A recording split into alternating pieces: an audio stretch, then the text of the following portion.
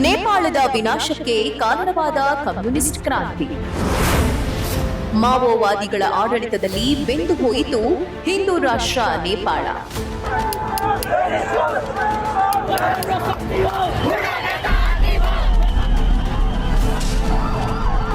And they want to control us just like a dictator.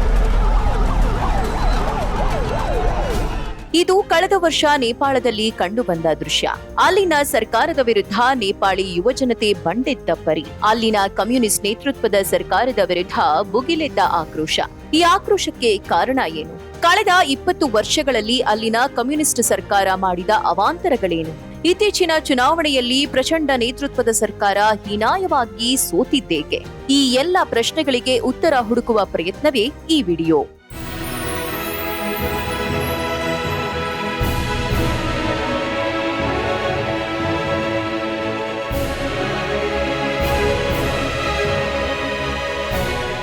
ಭಾರತದ ನೆರೆಯ ರಾಷ್ಟ್ರ ನೇಪಾಳ ಒಂದು ಕಾಲದಲ್ಲಿ ಶಾಂತಿಯುತ ಹಿಂದೂ ರಾಷ್ಟ್ರ. ಆದರೆ ಈಗ ಅದು ರಾಜಕೀಯ ಅಸ್ಥಿರತೆ, ಆರ್ಥಿಕ ಕುಸಿತ ಮತ್ತು ಸಾಂಸ್ಕೃತಿಕ ಬಿಕ್ಕಟ್ಟಿನ ಸುಳಿಯಲ್ಲಿ ಸಿಕ್ಕಿಕೊಂಡಿದೆ. ಇದಕ್ಕೆಲ್ಲ ಕಾರಣ ಅಲ್ಲಿ ನಡೆದ 2 ದಶಕಗಳ ಸುದೀರ್ಘ ಮಾವೋವಾದಿ ಕ್ರಾಂತಿ.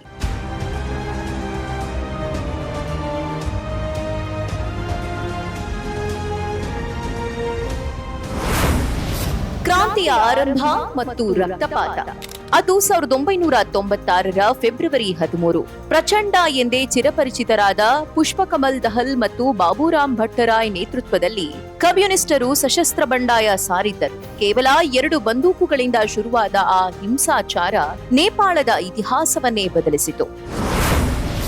10 ವರ್ಷಗಳ ಸುದೀರ್ಘ ಸಂಘರ್ಷ, 17,000 ಅಮಾಯಕರ ಸಾವು, 3,000ಕ್ಕೂ ಹೆಚ್ಚು ಮಂದಿ ನಾಪತ್ತೆ. ಈ ಅವಧಿಯಲ್ಲಿ ಪೊಲೀಸರ ಮೇಲೆ ಬರ್ಬರ ದಾಳಿಗಳು ನಡೆದವು. 2005ರಲ್ಲಿ 40 ಪೊಲೀಸರನ್ನ ಸಾಲಾಗಿ ನಿಲ್ಲಿಸಿ ಗುಂಡಿಕ್ಕಿ ಕೊಲ್ಲಲಾಗಿತ್ತು. ಇದೆಲ್ಲದಕ್ಕೂ ನಾಯಕತ್ವ ವಹಿಸಿದ್ದೇ ಪ್ರಚಂಡ ಅಲಿಯಾಸ್ ಪುಷ್ಪಕುಮಾರ್ ದಹಲ್.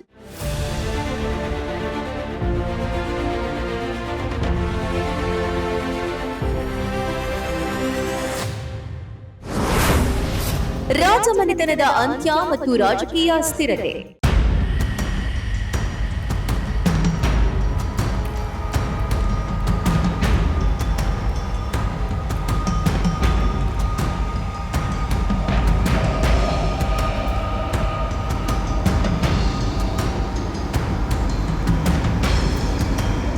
ಅರಮನೆಯ ಒಳಸಂಚು ಅಥವಾ ಮಾವೋವಾದಿಗಳ ಒತ್ತಡ. ಕಾರಣ ಏನೇ ಇರಲಿ, ಯುವರಾಜ ದೀಪೇಂದ್ರ ತನ್ನ ತಂದೆ ರಾಜ ಬೀರೇಂದ್ರ ಮತ್ತು ಕುಟುಂಬದ 9 ಮಂದಿಯನ್ನ ಹತ್ಯೆಗೈದುಬಿಟ್ಟ. ಆ ಘಟನೆಯಿಂದ ಇಡೀ ನೇಪಾಳ ಬೆಚ್ಚಿಬಿದ್ದಿತು.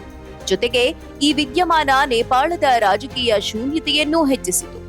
ಆತನ ಪ್ರೇಮ ವಿವಾಹಕ್ಕೆ ರಾಜಕುಟುಂಬ ಒಪ್ಪಲಿಲ್ಲ ಎನ್ನುವ ವಾದ ಒಂದೆಡೆ ಇದೆ. ಆದ್ರೆ ಇದು ಸುಳ್ಳು ಎನ್ನುವ ವಾದಗಳು ಇಂದಿಗೂ ನೇಪಾಳದಲ್ಲಿ ಪ್ರಸ್ತುತ.